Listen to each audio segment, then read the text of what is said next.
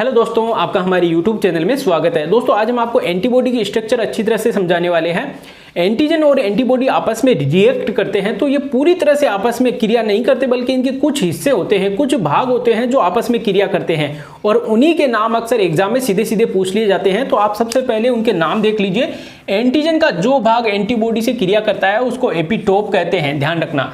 वहीं एंटीबॉडी का जो भाग एंटीबॉडी का वह भाग जो एंटीजन से क्रिया करता है उसको पेराटोप कहते हैं। तो यहाँ पे एपिटोप और पेराटोप ये दो टर्म है, ये सीधी सीधी एग्जाम में आती है। अब आपके सामने देखिए एक एंटीबॉडी की स्ट्रक्चर बनी हुई है। अगर आप इसको देखते हो तो आपको ये अंग्रेजी के वाई अक्षर की तरह ये दिख रही है। इसमें मेनली 4 पॉलीपेप्टाइड श्रृंखला होती है, इसको आप ध्यान से समझिएगा। तो देखिए नंबर 1 यहाँ पे ये जो छोटी श्रृंखला बनी हुई है नंबर 1, वहीं देखिए ये बड़ी श्रृंखला है, इसको हमने नंबर 2 नाम दिया। फिर वापस बड़ी श्रृंखला है, इसको नंबर 3 नाम दिया और ये जो छोटी है इसको 4 दिया। तो यहाँ पर हम समझ सकते हैं कि ये एक जो एंटीबॉडी है 4 पॉलीपेप्टाइड श्रृंखला से बनी हुई होती है। जो छोटी वाली है इसको हम लाइट चेन कहते हैं, हल्की श्रृंखला। वहीं जो बड़ी वाली है इसको हम भारी श्रृंखला कहते हैं, ध्यान रखना। तो हम ये भी कह सकते हैं कि प्रत्येक एंटीबॉडी 2 हल्की श्रृंखला और 2 भारी श्रृंखला से मिलकर बनी हुई होती है।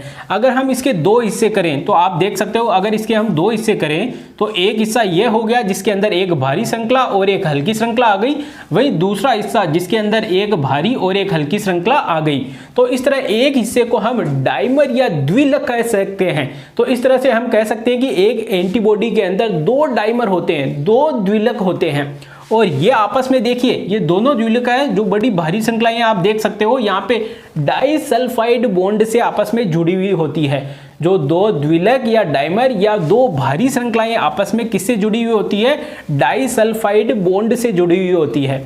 वहीं आप देख सकते हो हल्की श्रृंखला और भारी श्रृंखला ये भी आपस में डाइसल्फाइड बॉन्ड से जुड़ी हुई है। देखिए ये भारी श्रृंखला है, ये हल्की श्रृंखला, ये भी आपस में डाइसल्फाइड बॉन्ड से जुड़े हुए हैं। तो ये आपको ध्यान रखना है। अब देखिए जो प्रत्येक श्रृंखला है उसके अंदर 2 भाग होते हैं, एक तो अस्थिर भाग होता है वेरिएबल रीजन और दूसरा स्थिर भाग होता है। तो ध्यान रखना। देखिए यहाँ पे जो हल्की श्रृंखला है, पहले आप इसको समझ लीजिए। जो ये हल्की श्रृंखला है ये वाली छोटी वाली, इसके अंदर जो ये वाला भाग है ऊपर वाला भाग, इसको हम वेरिएबल रीजन, जिसको हम देखिए VL का मतलब हो गया वेरिएबल रीजन और L का मतलब है ये लाइट श्रृंखला है, ध्यान रखना।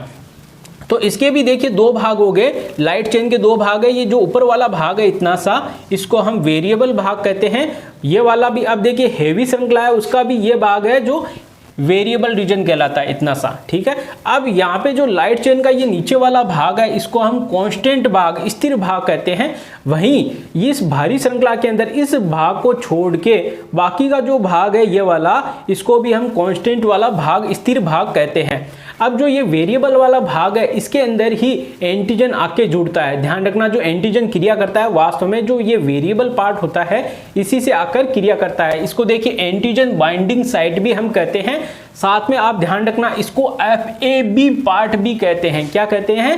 FAB पार्ट भी कहते हैं। वही जो कांस्टेंट वाला भाग है इसको हम FC कहते हैं। क्या कहते हैं? FC। देखिए छोटी छोटी चीजें हैं, ये आपको याद रखना है। अब देखिए यहाँ पे V का मतलब क्या हो गया? वेरिएबल रीजन, ध्यान रखना। V का मतलब है वेरिएबल रीजन।